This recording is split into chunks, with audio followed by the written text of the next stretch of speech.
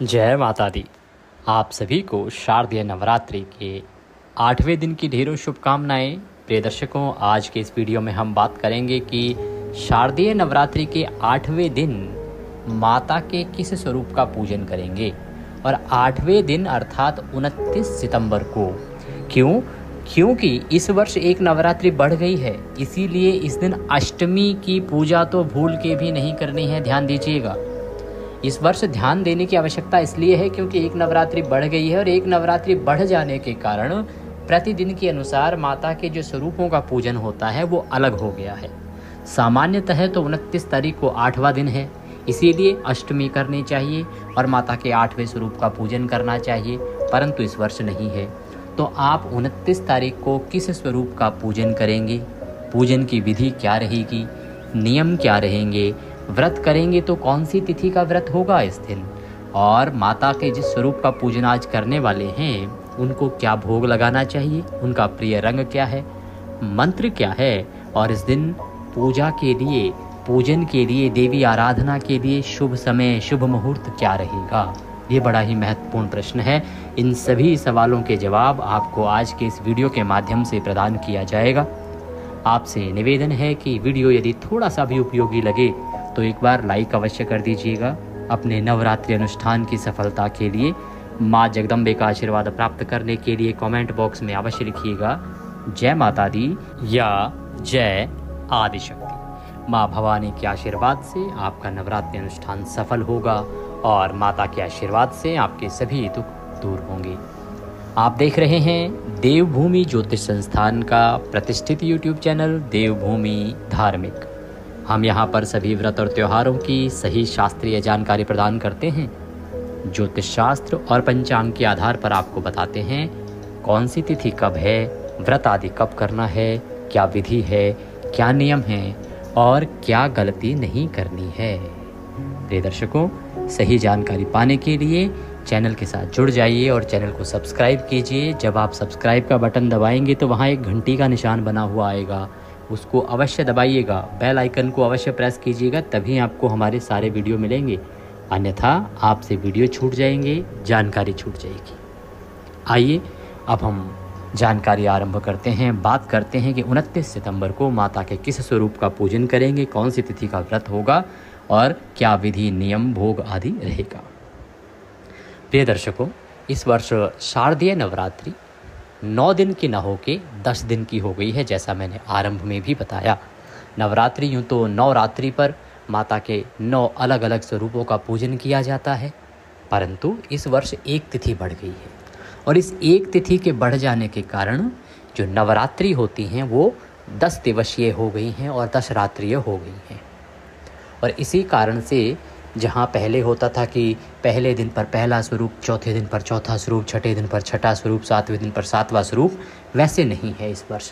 घटत बढ़त होने पे यही परेशानी सबसे ज़्यादा होती है कि यह जानना बड़ा महत्वपूर्ण हो जाता है कि किस स्वरूप का पूजन करें। आप में से बहुत सारे जो दर्शक हैं हमें बार बार प्रश्न कर रहे हैं, कमेंट करके भी पूछ रहे हैं कि अष्टमी किस दिन करनी है पंडित जी, आज अष्टमी कर लें क्या, अष्टमी कर लें क्या, क्योंकि 8वां दिन है और 8वें दिन पर अष्टमी का ही पूजन किया जाता है। परंतु इस वर्ष ऐसा नहीं होने जा रहा है, ऐसा भूल के भी ना कीजिएगा। इस वर्ष की अगर हम बात करें तो नवरात्रि की शुरुआत हुई थी 22 तारीख को, उस दिन प्रथम नवरात्रि थी और इस कारण से उस दिन माता के पहले स्वरूप का पूजन किया गया था। द्वितीय नवरात्रि भी ठीक था, तृतीय नवरात्रि भी ठीक था, चतुर्थी जो है वो 2 दिन हो गई। इस कारण से 25 और 26 2 दिन जो हैं वो चतुर्थी में चले गए और अब 27 से जो स्वरूप हैं वो बदल गए हैं। 28 को आपने जो पूजन किया है वो माँ स्कंद माता का पूजन किया है, स्कंद माता का पूजन आपने किया है 28 को।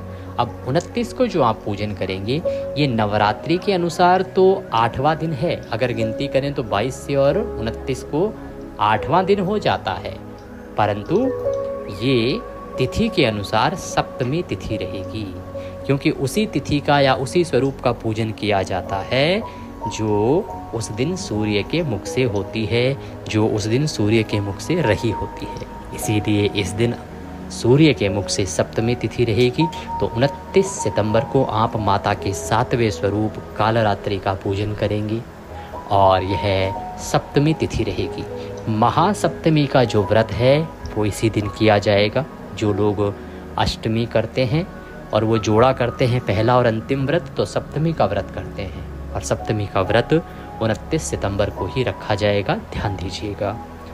कैसे करेंगे माँ कालरात्रि की पूजा, क्या विधि होगी, क्या नियम होंगे और क्या भोग मंत्र आदि होंगे, अब हम उसकी जानकारी आरंभ करते हैं। प्रिय दर्शकों, 29 सितंबर को आप माँ कालरात्रि का पूजन करेंगे, तो आपको 29 सितंबर को सूर्योदय से पहले उठना चाहिए। उठने के बाद स्नान आदि कीजिए, स्नान आदि से निवृत्त होकर स्वच्छ वस्त्र धारण कीजिए और देवी का पूजन आरंभ कीजिए।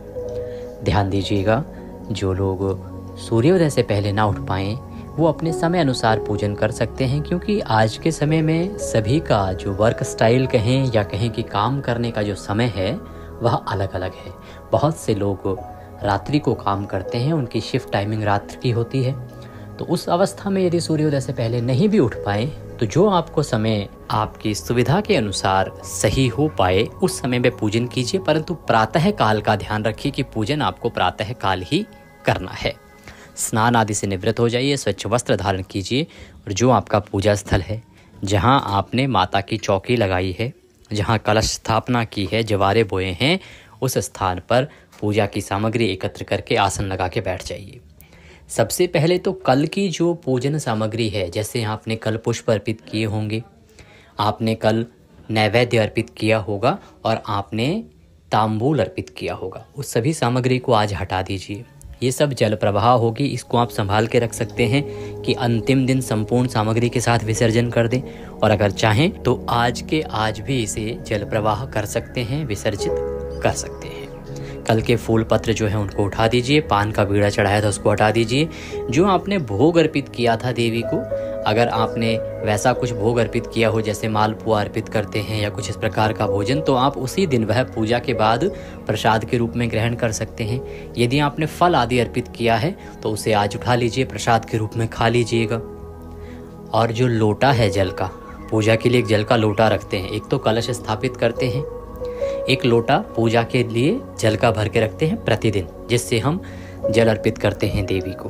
तो वह जो लोटे में जल है कल का, उसको आप सूर्य को दे दीजिए और आज पुनः उस लोटे को अच्छे से मांजने के बाद पहले उसमें थोड़ा गंगा जल भरिए, उसके बाद शुद्ध जल भरिए और कल का जो धूप दीप है उसको साफ कीजिए, दीपक को भी साफ कीजिए, मांज लीजिए अच्छे से, अगर आपका दीपक तांबे का या पीतल का है तो, और उसमें बत्ती लगाइए, धूप लगाइए।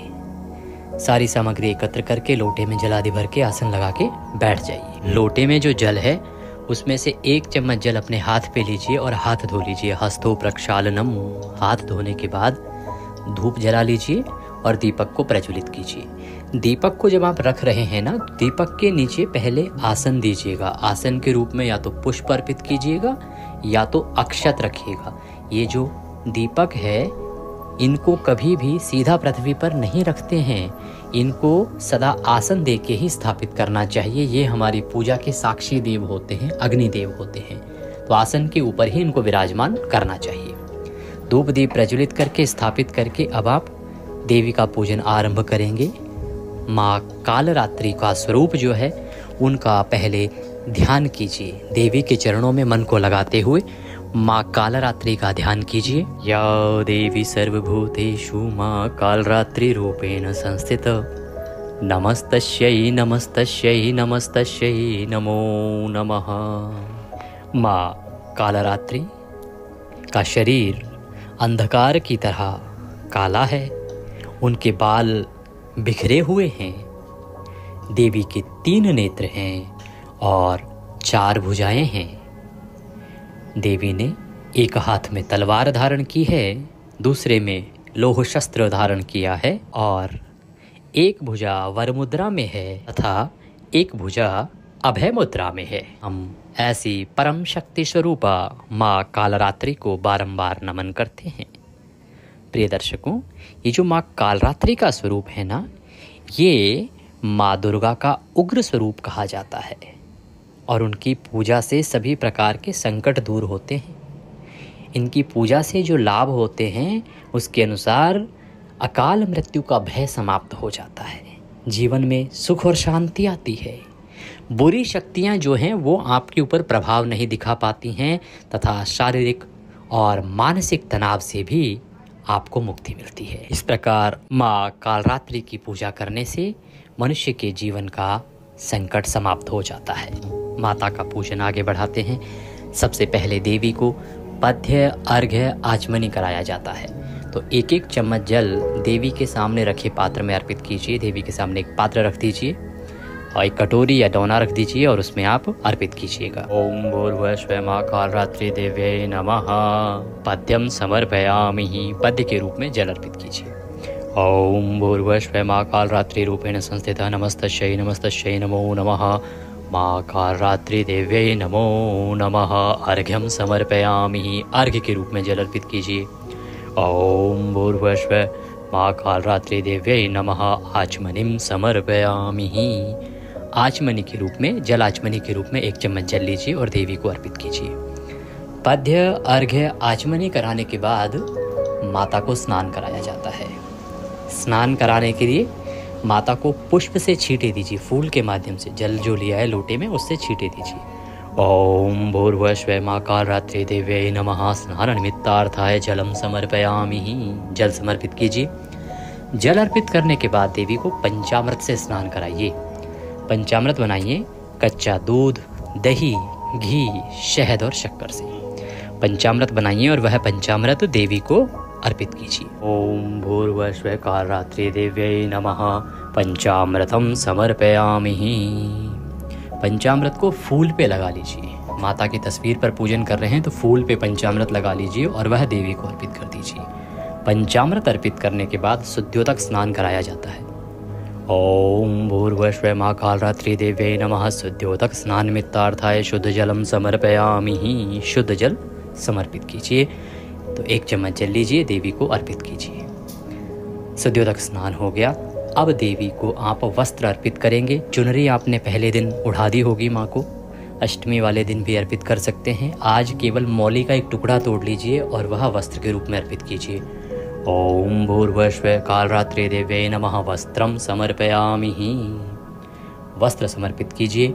वस्त्र अर्पित करने के बाद देवी को इत्र अर्पित करेंगे। इत्र को फूल पर लगा लीजिए और वह अर्पित कीजिएगा। ओम भूर्भुवः कालरात्रि देव्यै नमः। इत्रम समर्पयामि, इत्र समर्पित कीजिए। माँ को इत्र लगाने के बाद तिलक लगाएंगे। तिलक लगाने के लिए रौली कुमकुम आदि का तिलक लीजिए, देवी को अर्पित कीजिए। ओम भूर्भुवः मां कालरात्रि देव्यै नमः। तिलकम समर्पयामि, तिलक कीजिए देवी को प्रेम से और अक्षत समर्पित कीजिए। चावल लगाइए, अक्षत अर्पित कीजिए देवी को। तिलक करने के बाद, अक्षत लगाने के बाद माँ को पुष्प अर्पित किया जाता है।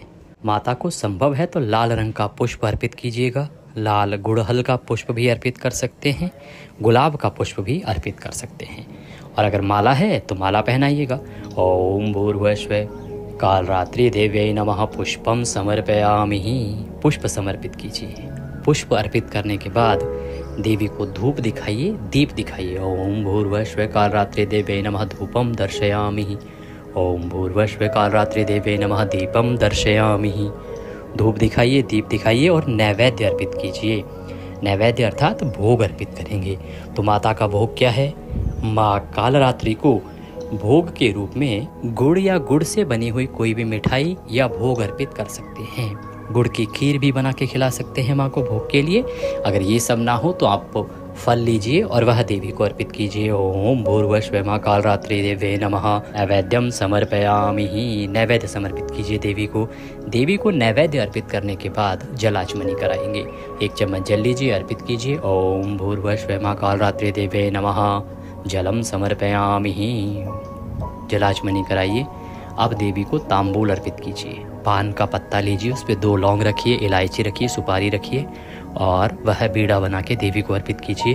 ओम भूर्भुवः मां कालरात्रि देव्यै नमः। तांबूलम समर्पयामि, तांबूलम पूंगी फलम शुभ दक्षिणाया।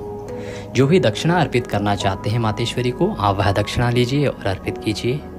हाथ जोड़ के नमस्कार कीजिए। अब आप आज का दुर्गा सप्तशती का पाठ सुनिए। हमने दुर्गा सप्तशती पूर्ण की है। संपूर्ण दुर्गा सप्तशती हमारे चैनल पर आज अपलोड की गई है उसको सुनिए, या आज का अध्याय 12वां और 13वां सुन लीजिएगा। दुर्गा सप्तशती सुनिए, दुर्गा रक्षा कवच साथ में ही हमने सुनाया है, वह सुनिए, और माता के मंत्रों का जाप कीजिए। इसके अतिरिक्त यदि आपने कोई माता का अनुष्ठान आरंभ किया हुआ है तो वह आज का पाठ कीजिए, या फिर या देवी सर्वभूतेषु माँ कालरात्रि रूपेण संस्थिता नमस्तस्यै नमस्तस्यै नमस्तस्यै नमो नमः, इस मंत्र का जाप भी बड़ा कल्याणकारी रहेगा। इस प्रकार से आपने पूजन करना है और देवी के मंत्रों का जाप करना है। आपके लिए यह दिन मंगलमय होगा। अब बात करते हैं शुभ मुहूर्त की कि किस समय आपको पूजन करना चाहिए। तो आज प्रातः काल 6 बजे अर्थात सूर्योदय से और 7:30 बजे तक अमृत का चौघड़िया है, शुभ रहेगा। और 9 बजे से और 10:30 बजे तक भी उत्तम शुभ चौघड़िया रहेगा। इसमें आप पूजन कर सकते हैं, बड़ा ही कल्याणकारी रहेगा। जानकारी थोड़ी भी अच्छी लगे तो लाइक अवश्य कर दीजिएगा।